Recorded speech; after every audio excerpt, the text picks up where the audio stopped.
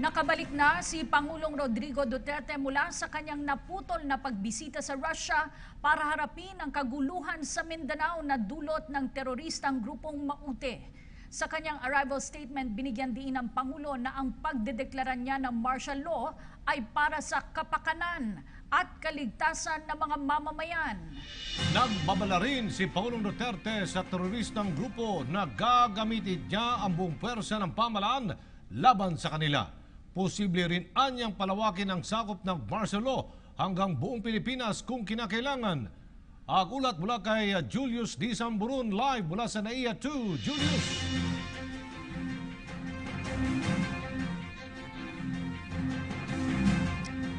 Kati Aljo, siniguro nga po ni Pangulong Rodrigo Roa Duterte na walang magiging pag-abuso kasabay ng pag-uutos ng pagbabalik ng peace and order sa Marawi City sa ilalim po ng pagpapatupad ng martial law. Ang pagdedeklara ng 60 araw na martial law sa Mindanao, epektibo mula noong Mayo 23 ay alinsunod sa pagnanais ng pamahalaan ng kapayapaan at kaligtasan, lalo't hindi nito pinahihintulutan ang karahasang inihahasik ng mga teroristang grupo sa Mindanao. Sinuspindi din ang writ of habeas corpus, ibig sabihin po niyan, papayagan ang pag-aresto lalo na sa mga masasamang elemento kahit na walang warrant. Pati na din ang checkpoints. Maaari namang ipatupad ang curfew sa ilang lugar gaya ng Lanao del Sur, Lanao del Norte, Maguindanao, Sultan Kudarat, North Cotabato at posible din po sa Zamboanga. Ang mga baril ay dapat din may lisensya mula sa mga taong may hawak nito bilang sandata na pagbibigay ng kaligtasan. Sa Davao City nga po mga kaibigan, magugunita na nabanggit po ni Pangulong Rodrigo Roa Duterte ang responsible gun ownership. Ginawa po ng punong ehekutibo ang mga pahayag na ito sa kanyang pagbabalik bansa sa kalagitnaan ng official trip mula sa Russia. Pakinggan po natin si Pangulong Rodrigo Duterte. Suggestion in the past that I declare martial law, and even some senators, which I cannot mention now, urged me to do it. But I said that there has to be a very compelling reason to do it. And what is that compelling reason? You must remember that earlier, and even in the my first command conference, and the military and the police, alam nila.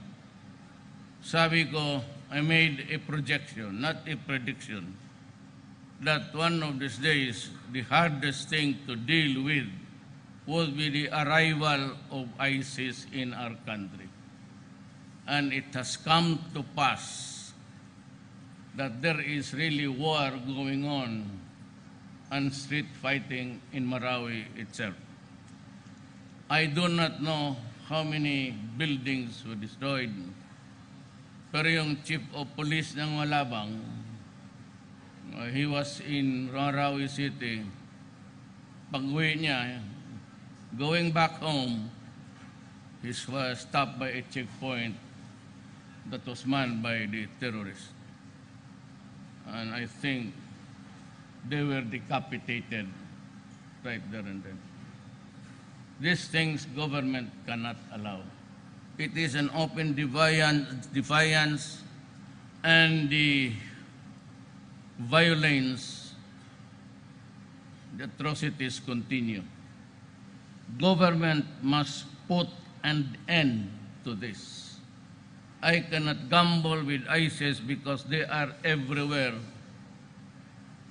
And you know what is happening, or you must be very aware of what happened in the Middle East. I was asked during the debates in LaSalle. Fortunately, I was the only candidate who showed up, and I was asked what would be my response to terrorism. And I said I would be harsh and harsh in enforcing the law. Just a few days ago, and in the past months, I have always said, do not force my hand into it.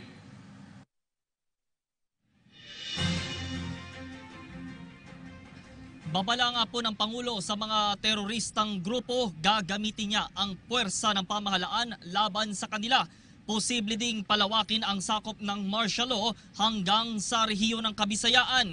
At dahil po sa pagiging laganap ng Islamic State Forces at kung tutungtong man sila dito sa Luzon Region ay hindi malayong maipatupad din ang martial law sa buong bansa. Gayunman, may pagsisiguro po ang Pangulo para sa lahat. Pakinggan po natin muli si Pangulong Rodrigo Duterte. But I will deal with the problem as it is.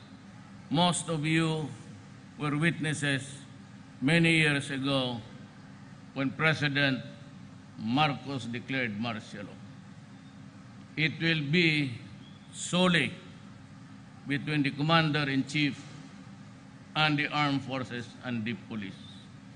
But I will assure you that I am not willing to allow abuses. Government is still running, Congress is functioning, the courts are open for citizens to seek their grievance, but in keeping with the law and order, it behooves now on the military, the armed forces, to do what is expected of them. Restore order. And that martial law covers the area of the whole of the entire Pulo, Basilan, and Tawi-Tawi. I am appealing to the humanity of everybody, especially those who saw terror. Do not allow the ISIS to come in. I warn you again, do not do it, because, as I have said, my response would be harsh. I will not hesitate to do anything and everything to protect and preserve the Filipino nation. At sa kabila po nito, ang pahayag po ng Pangulo sa kapwa niya Pilipino at mga kadugong Moro, ayaw niya ng gulo at tuloy pa din ang pagsusulong ng usapang pangkapayapaan. Samantala, ibinida naman po ng Pangulong Duterte sa kanya nga pong pagbabalik bansa na naging produktibo ang kanilang biyahe sa Russia, lalo't very accommodating ang leader nitong si President Vladimir Putin. Yan ang pinakahuling balita live mula dito sa Ninoy Aquino International Airport Terminal 2 para sa PTV News. Julius de Samboron.